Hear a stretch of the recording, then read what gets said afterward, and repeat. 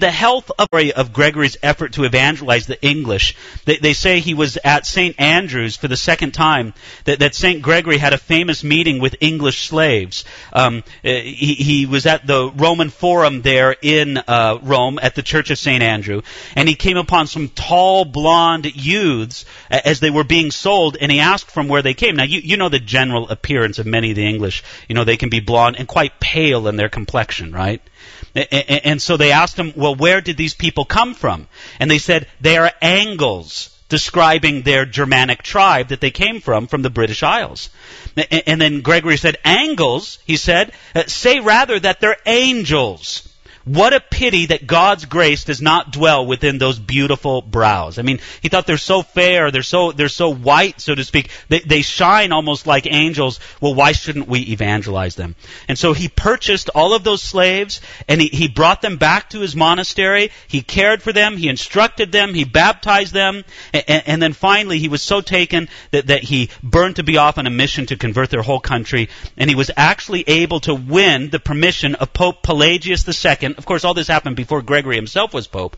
And he set out with some of his monks to England, in spite of the fact that he was a very valuable servant to the pope, having at some time been Pelagius's chief advisor and for all practical purposes his secretary. In other words, it seemed to be a godly man filled with a missionary heart. But later on, when he came back, he established himself very much as the Pope. So these different things that I've listed, the works of Pope Innocent, the work of Pope Zosimus, the work of Pope Gregory I, each of these things, plus hundreds of smaller events, you could say they sort of consolidated the power of the Bishop of Rome, converting the Bishop of Rome to the Pope, right? Isn't there a difference between the two titles? We don't call the present one Benedict, the 16th, something like that. We don't call Benedict we don't call him Bishop Benedict, right? Everybody calls him Pope Benedict. So that transition from the Bishop of Rome to Pope came with this greater consolidation of power. Examples of this trend are found in the edict in support of papal authority by Emperor Valentinian III in July the 8th, 445, and a sermon also from Pope Leo, he reigned from 440 to 461, regarding the authority of the Pope. So let's take a look at those together here. We have, first of all, this statement from Emperor Valentinian III. He says, now again, I want you to notice the date, 445. The Roman Empire is teetering. It's crumbling, but it certainly hasn't fallen yet. Okay? This is what the emperor says. But in order that not even the least disturbance may arise among the churches, or the discipline of religion appear in any instance to be weakened, we decree by this perpetual edict that it shall not be lawful for the bishops of Gaul or of any other provinces, contrary to the ancient custom, to do aught without the authority of the venerable Pope of the eternal city. And whatsoever authority of the apostolic see has enacted, or may hereafter enact, shall be the law for all. Do you see that? Basically, what he's saying is the emperor is saying that the Pope has complete authority over the churches. Now, he specifically mentions the bishops of Gaul, probably because they were having a problem with these French bishops. But he says not just the Gaul, not just the West, shall be the law for all. This was the declaration of the Roman emperor. Then again, we have another statement from Pope Leo, who reigned about the same time. This is what he said about the authority of the Pope from a sermon.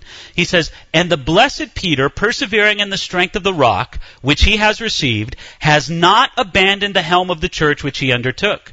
For he was ordained before the rest in such a way that from his being called the rock, from him being pronounced the foundation, from him being constituted the doorkeeper of the kingdom of heaven, from his being seated as the umpire to bind and loose, whose judgment shall retain their validity in heaven, from all these mystical titles we might know the nature of his association with Christ. You see, what he's doing is, first of all, you have to play up the role of Peter, right? You have to make Peter something absolutely great. And that's why, in Roman Catholic art, Peter is always pictured with the keys. That's what they want to emphasize. Peter is the gatekeeper. Peter is the guy with the keys. Notice this. He's the rock. He's the foundation. He's the doorkeeper of the kingdom of heaven. He's seated as the umpire to bind and loose. You attribute all this power to Peter, and then what you do? You say, I am Peter's successor. So that's exactly what Leo was doing in this. So as the popes gain more and more power, now again, I want you to notice the date on this. This was before the fall of the Roman Empire, but certainly as the foundations of it were crumbling. So you can just imagine that when the Roman Empire truly fell, it was even more dramatic, the power that was placed into the hands of the Pope. The Pope became even more of a political ruler after the fall of the Roman Empire. You see, here we see that the church stepped into the vacuum left by the fall of the Roman Empire. And that leadership role of Gregory I was just the beginning.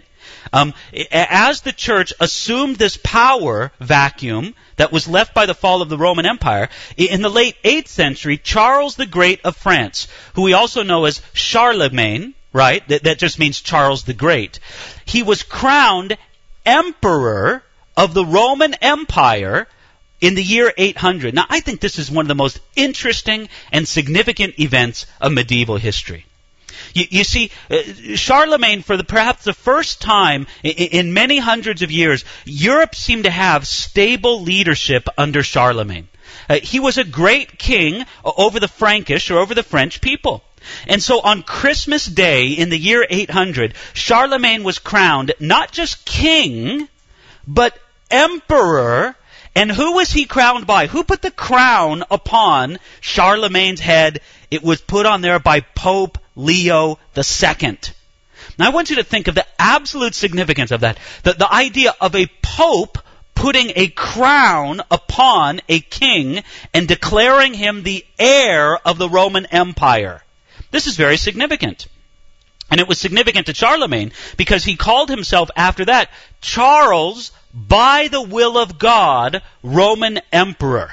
In this sort of artistic depiction, you see here the Pope putting the crown upon Charlemagne's head right there. I got to say, my memory's failing me just a little bit, but I've been in some church. It's crazy because I've been in a lot of cathedrals and churches all over Europe.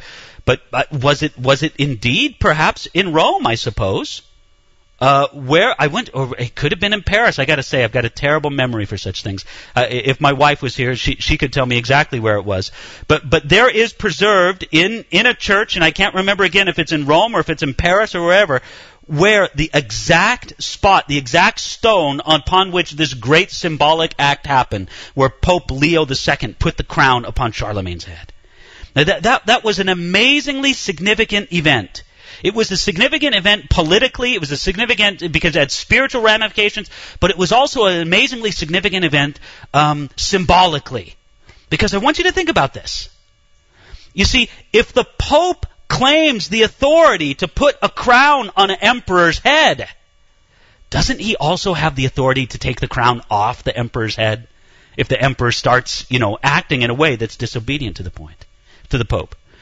This was the beginning of what we call the Holy Roman Empire. And this is sort of why I title this broad section of Christian history, the Christian Empire. Although the specific phrase, the Holy Roman Empire, I think it might have been Mark Twain who observed, it was not holy, it was not Roman, nor was it an empire. But that's what they called it, the Holy Roman Empire. And basically, in the beginning, here you see the Christian Empire at 600 A.D. You see this great Frankish Empire here, ruled by Frankish kings. But then, going on there, you see the Christian Empire in 800 A.D. with Charlemagne. And here you have the Frankish Empire, which assumed the idea of the Holy Roman Empire there in this great period of church history. You see, as things developed, there would be a constant tension between the emperor and the pope, right? I want you to always think back in your mind that picture of Pope Leo II putting the crown on Charlemagne's head. Because that picture there between king, or you might say emperor, between king and pope, there was a constant rivalry. It didn't begin with those two. but it continued on with greater and greater strength. Who would really have authority in the world, in the Western world? Would it be the kings or would it be the popes? You see, the Pope claimed authority over the emperors because he put the crown on the emperor's head.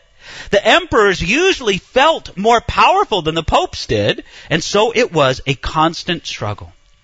Now, in the midst of all this kind of political struggle, it does not surprise us at all that the papacy became a highly political office and therefore was often filled by corrupt men.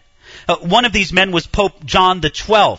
He reigned from the year 955 to 963. He was charged by a council of bishops with almost every imaginable crime. He was said to have toasted the health of